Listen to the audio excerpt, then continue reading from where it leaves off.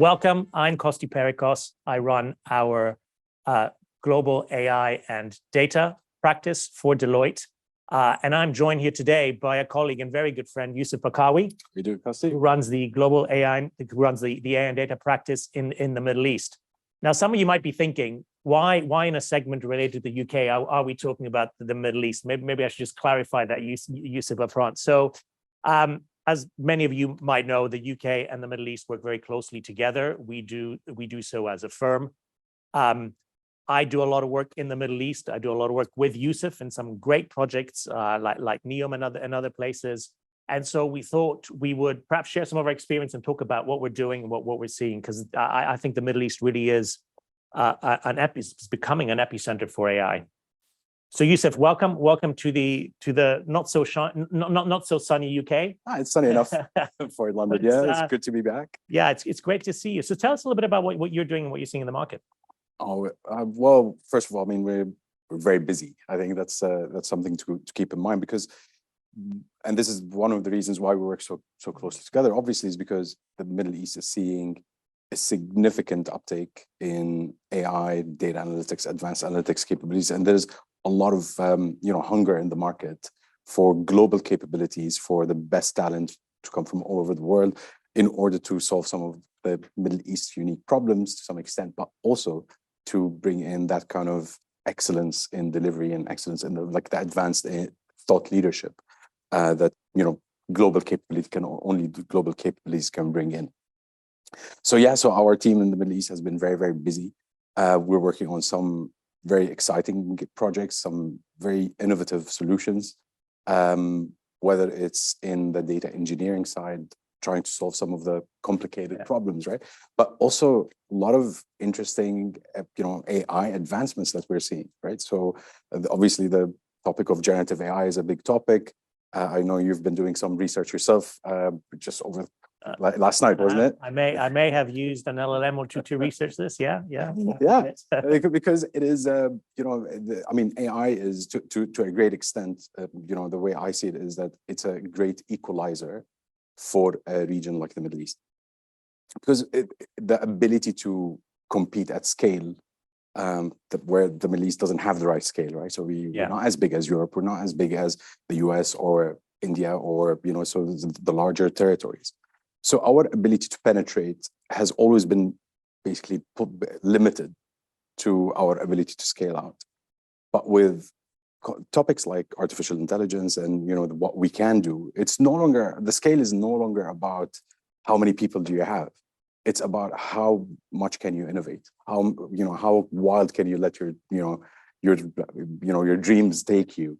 And so therefore the Middle East is actually truly at the epicenter of this innovation. I couldn't agree more. I mean, one thing that really struck me, Yusuf, when I got to know the region better outside of just AI, is that if you look at some of the major challenges in the region, like healthcare, like education, like transport, even the fact that you've been educating me that when people say, in the region, many of the countries speak Arabic, that actually they speak 200 different. Describe it 200 different languages, right?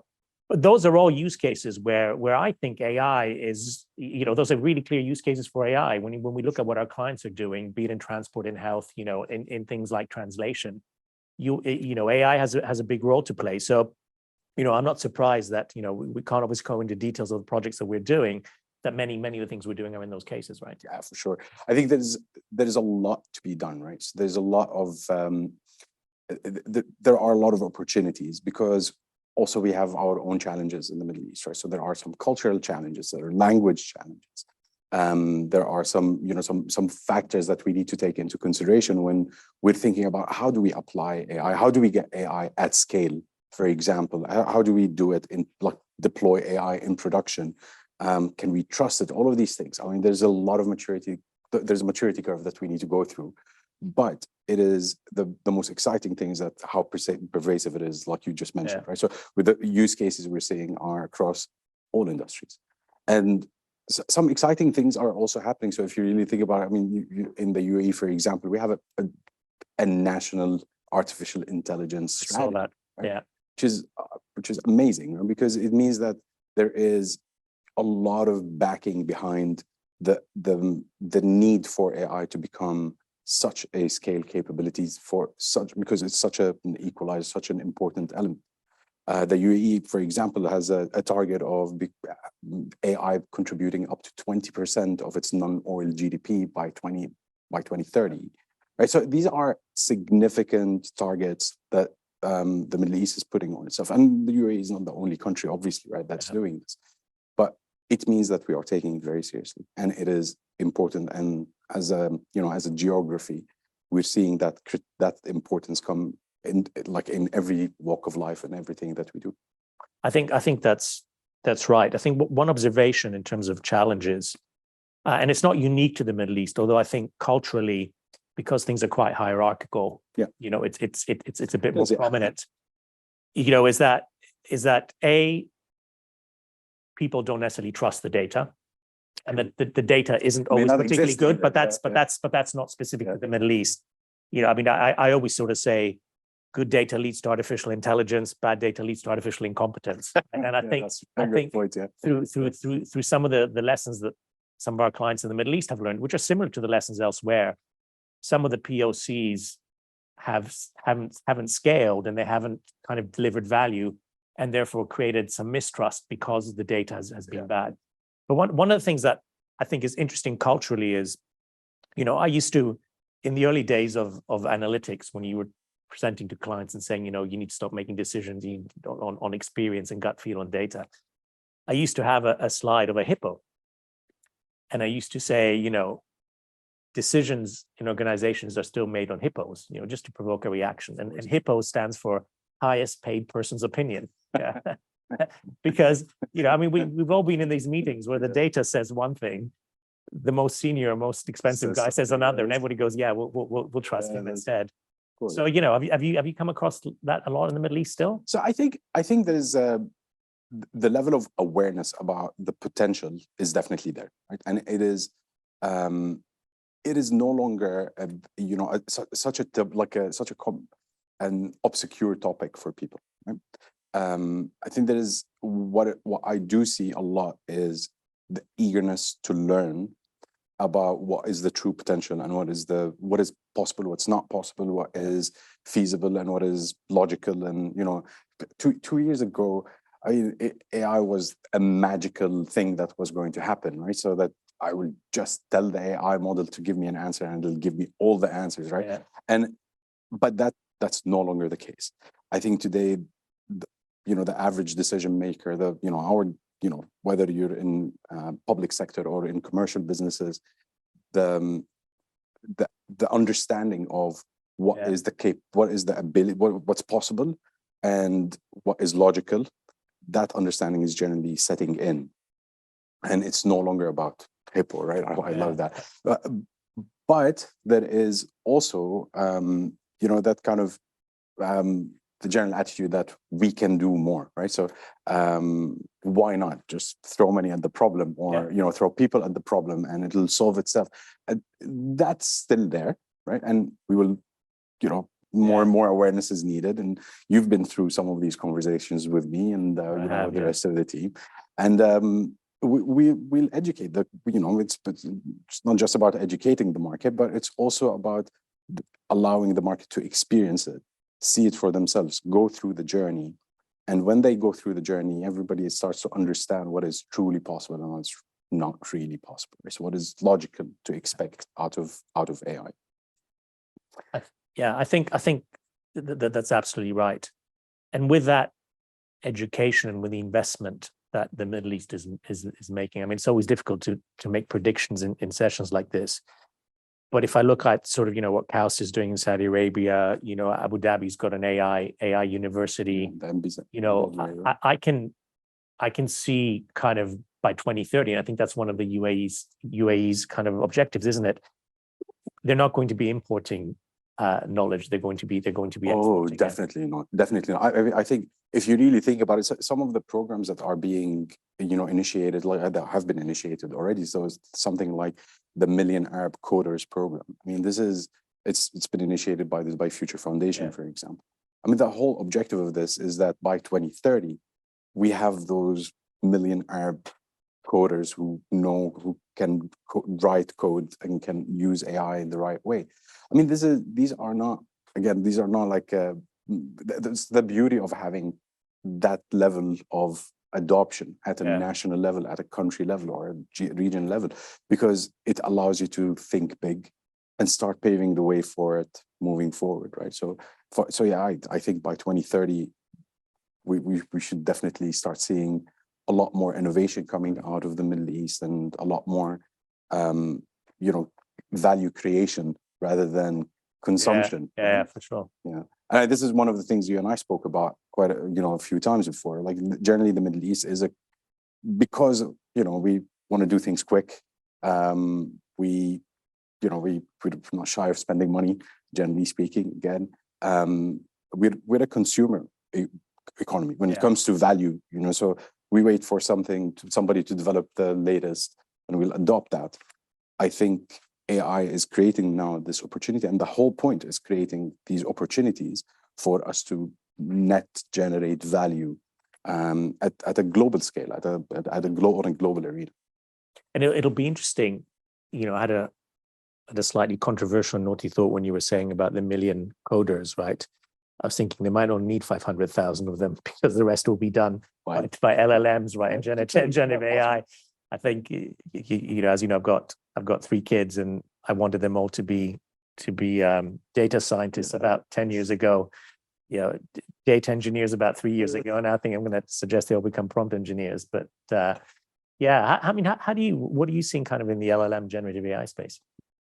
So, this is a hot topic, right? Obviously, everybody's talking about it. It's, I think this is something like 60 different, businesses that just sprung out in the last couple of weeks. This is a very interesting topic, but it is also not an easy topic for the Middle East because of some of the examples, like some of the things you've just mentioned, like there's so many dialects of Arabic that are out there. The lack of data and to a great extent, the lack of recorded data. Cloud adoption is very low in the Middle East, up until now, which is very strange, I know, but it's reality.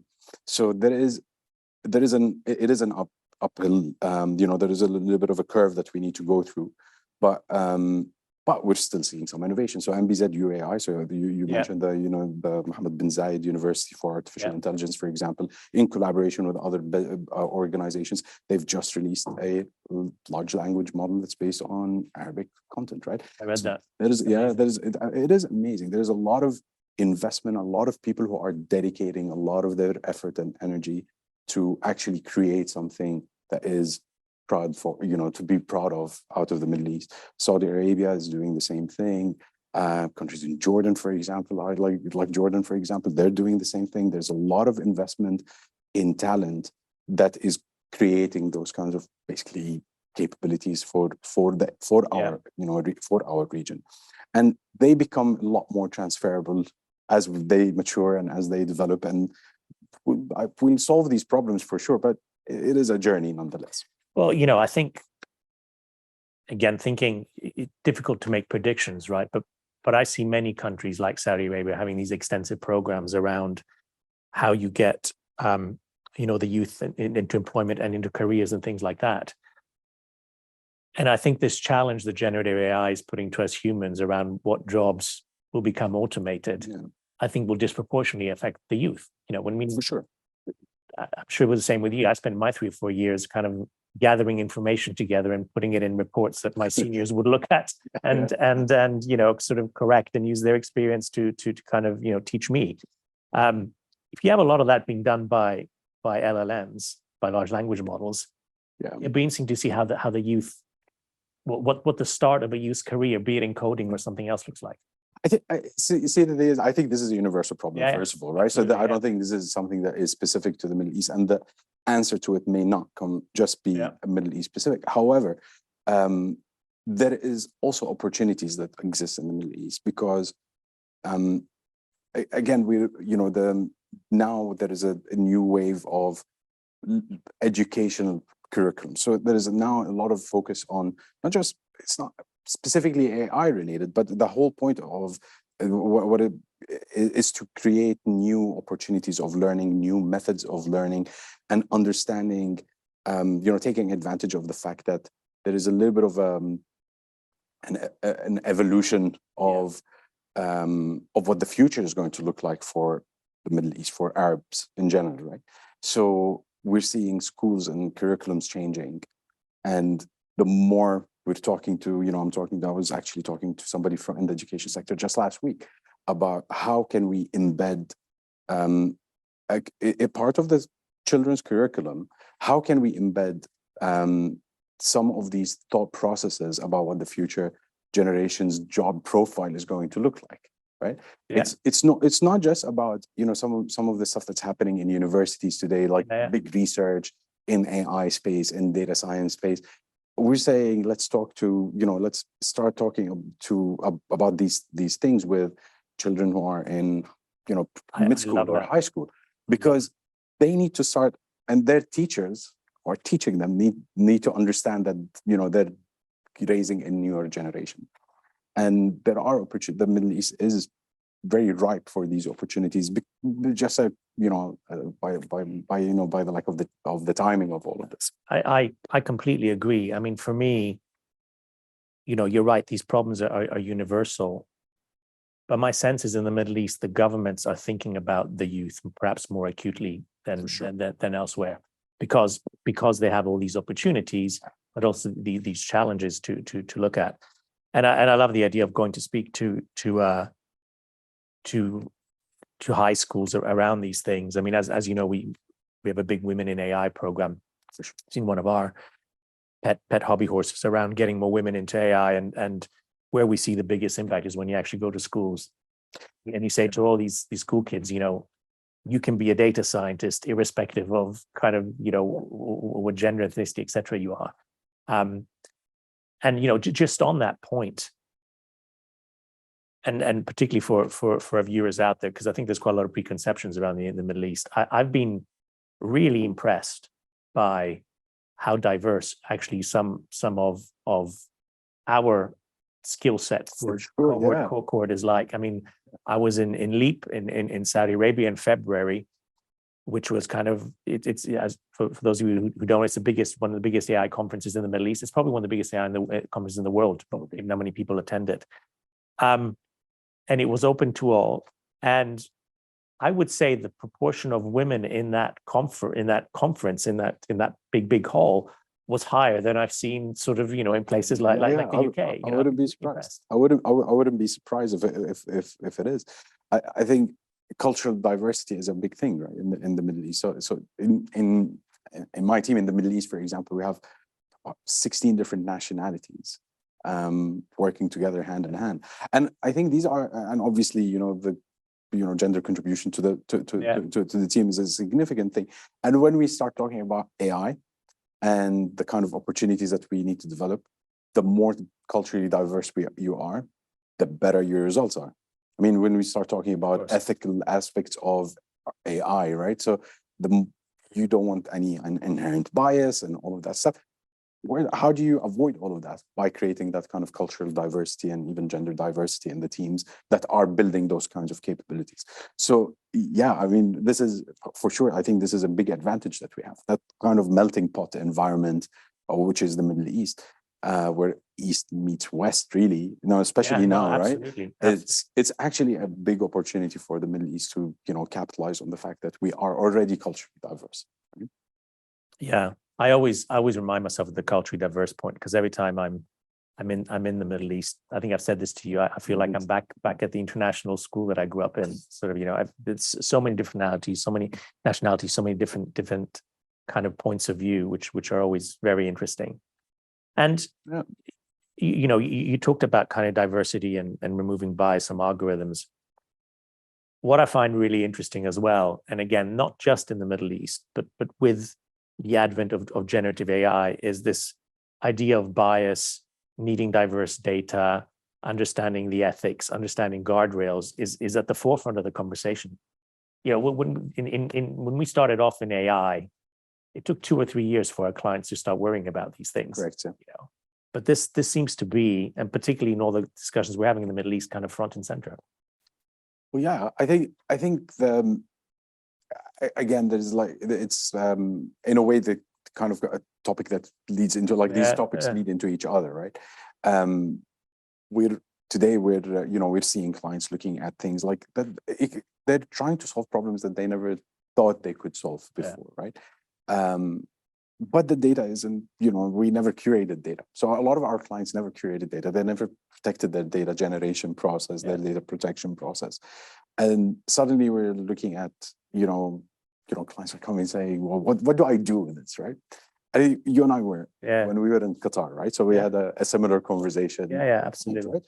They're saying, well, we don't have the data. So there are new ways now. So with topics like generative AI, we can actually do a lot more than we would have been able to do again a year ago, right? Because of the, the kind of technology capabilities that are there, but also the mindset of thinking about how do I solve that problem? Instead of going to data, can we use proxy data? Can we use some synthetic data, for example, and then apply the same technologies and techniques and tools in order for us to get better results and enhance as we go along. So we're no longer crippled by lack of data because of things like this. Yeah, I think that's right. I think there's also, my observation from doing a lot of work in the UK in the public sector is you also don't have hundreds of years of legacy of data either that creates data debt that you need to deal with, right? So that creates a flexibility and opportunity, I think. Yeah. Once you get past the trust issues and past the kind of curation issues that you've spoken about, I think, the runway becomes very, very quick. For sure. And we also, because generally speaking, the Middle East is, modern, right? So, and not a lot of history, therefore, not a lot of technical debt, right? So not a lot of legacy systems and technologies that are running. So our ability to leapfrog is actually really available, right? We just need to get over that little hurdle. And it's not really a big deal as long as we are able to have open and honest conversations with our clients and able to basically take our clients through the journey of how do we reach them. And this is where things like, that's a role that I see is extremely important for Deloitte and Deloitte AI Institute, for example, because it is about creating a shift in, like, influencing the shift in the mindset of our entire region, not just for a specific client or a specific scenario or a situation. It is about looking at a much wider agenda of what do we need to do in order to basically leverage and capitalize on what is happening, but at the same time, keep in aligned to the strategic direction and the strategic objectives of our governments and leadership, where we want to create that capability. We want to be able to generate value on a global scale. We want to compete, and as a region, we want to be on the global arena. We want to be the innovators and the value generators rather than the consumers. That's a big role for us in in Deloitte. Yeah, and it's going to be a bit of a leading question. You mentioned the institute, so I'm going to use that as a segue for us to talk a little bit about that. As you know, I'm really excited that we're launching the institute in the Middle East for all the reasons that you state. I think there's almost a greater appreciation of it by some of our clients and government departments in the Middle East. Many of them have shown an interest in partnering and things like that. But did you want to maybe talk a little bit about it and tell us kind of what plans are? Well, so we're working obviously with the global teams. Yeah. And I think we're very close to creating our own vision of what an AI institute, Deloitte AI Institute, can do for us and for our country, for our region, for our clients, for our communities even. Right? It is it's a big collective effort from a lot of people, yourself included, obviously, right? But a lot of people are huddling up and saying, well, what is the vision, right? What are we trying to achieve? As this is not, I don't, I think you and I agree on this always, right? That we are not here. This is not a marketing gimmick, right? So this is not just something, something that just generates, content ads. It's not marketing wear. It's not marketing wear. No, it's not marketing wear. It is about influencing our communities and creating opportunities for not just Deloitte, but for all, the community around us, our clients, and even the next generation of talent that we are trying to, develop and enhance their own understanding of what's coming. So the idea here is that, we do want to create that that shift in mindset of saying, you know what, we can actually innovate ourselves. We can create something that is unique to solve our unique problems, and we don't necessarily need to always depend on somebody else creating for us. So that's the vision that we're creating, and we're very close. Watch this space. I think this is coming soon. Yeah, no, definitely watch this space. Watch this space. It's going to be a very, very interesting thing. I know what some of the guys are brewing kind of in the basement, so to speak. And I think it's going to be very, very exciting. And, it's interesting that you mentioned, again, we keep on coming back to the youth. I think kind of some of the talent that is coming out of the Middle East, we touched about that on that in the beginning, is kind of almost the world's biggest kept secret. When we started looking at where we might kind of start looking at talent, and you look at places like Egypt, or you look at places like Jordan, and you look at the stats of how many people with STEM are coming out of university there, that is rivaling India. It's rivaling many places that you just wouldn't have thought of comparing. And I see that the institute itself should be a cornerstone for people to feel that they can collaborate with, that they might have careers in, they can form part of the and I also don't want to forget that we should also play a part in sort of refreshing senior leadership's knowledge in certain topics, right? So just knowing enough about something can be very, very dangerous, right? Because if you know just a little bit, you may think that you can, your decision making may be influenced and not. I've made a career out of it. I know, we're consultants, right? That's what we do. But generally speaking, it is. I think part of what we need to be doing is to look at also the continuous awareness and creating that literacy capability across all levels of an organization and enterprise. And that's an important topic for sure that we need to foster. No, I agree. I mean, as you know, we're embarking on quite a lot of topics and projects internally, initiatives to allow all of our executives to be able to talk about things like AI and generative AI. It's no longer kind of the we're not only the geeks for us. It's not restricted to the geeks. Like CEOs want to know about it, and it's everybody has to be a couple of questions deep. Yeah. So that's that's really, really valid. I'm just conscious of time. We've got another, I think, five minutes or so before we have to hand over. I didn't want to end our conversation without talking about experience analytics. This is going to be amazing. It's going to be amazing, isn't it? This is going to be amazing, right? So let's talk about it. So we are actually, Experience Analytics is coming to the Middle East. So it's going to run in Riyadh this time. May 18th is the date. We're hoping that we're going to see it's going to be a phenomenal experience for all our clients. Experience Analytics, is all about experiencing what AI is about, right? It's not about talking about it. It's not, telling people about it. It's showing it, right? Yeah. So we want people to actually experience it themselves. We want people to see what innovations are happening. So we are, for example, going to be showcasing some very exciting stuff around generative AI and large language models that my team is, along with some of course, with the AI Institute team, we're creating some really interesting assets and that are specific for the Middle East, that are specific for our client environments that they can benefit from. So it's going to be absolutely amazing. Last time we ran Experience Analytics was in Dubai on February 13th, 2020. If you remember, that was 2 weeks before the world shut down completely. So, I do remember that. Absolutely. It was an amazing experience for our clients and for our teams, and people got to see, our clients got to see what it really means to innovate in the space of data and advanced analytics. And we're going to be doing the same thing. Hopefully, nothing is going to disrupt the world this time.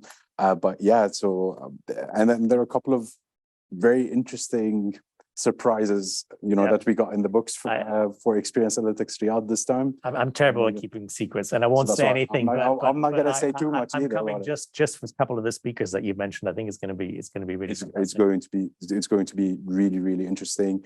And it's in Riyadh, right? It is in Riyadh, and it's we're actually also having quite a few of our clients are going to speak this time. So rather than just Deloitte speaking, right? So we're going to see how real life examples of how our clients are implementing and adopting AI in order to solve their problems, which is I think this is the best way to see it, right? Is to see how others have used it. And our clients have been amazing, agreeing to be on stage with us, talk about their real life experiences. So watch this space. I hope to see as many of our clients there.